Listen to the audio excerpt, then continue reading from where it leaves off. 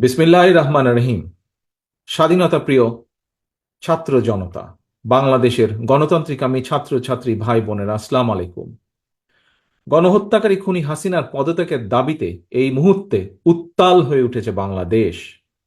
ছাত্র জনতার এই বিপ্লব ঠেকাতে খুনি হাসিনা ছাত্র জনতার বিরুদ্ধে পুলিশ, বিজেপি, সেনাবাহিনীর একটি অংশকে লেলিয়ে দিয়েছে। খুনি হাসিনার নির্দেশে পুলিশ, বিজেপি, সেনাবাহিনীর একটি অংশ ছাত্রছাত্রী জনতাকে হত্যা করে লাশের বন্যা বইয়ে দিচ্ছে। যে মুহূর্তে আমি আপনাদের সামনে এই বক্তব্য রাখছি, যতটুকু আমি দেশের বিভিন্ন জায়গা থেকে জানতে পেরেছি, এরই ভেতরে আজকের এই দিনে তার নিজের ক্ষমতা টিকিয়ে রাখতে জন্য শেখ হাসিনা এরই ভেতরে প্রায় 100 মানুষকে সে হত্যা করেছে।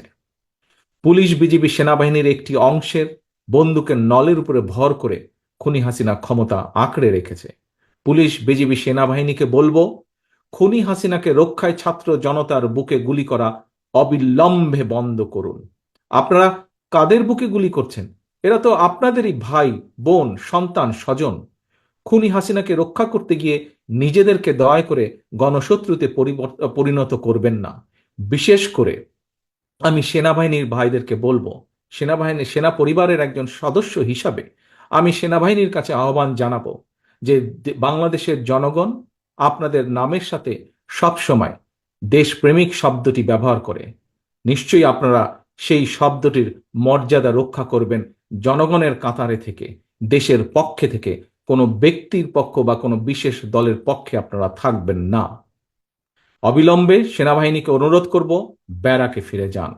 প্রিয় দেশবাসী, আমাদের সন্তান স্বজনদেরকে সারা দেশে রাজপথে পাখির মতন গুলি করে হত্যা করা হচ্ছে।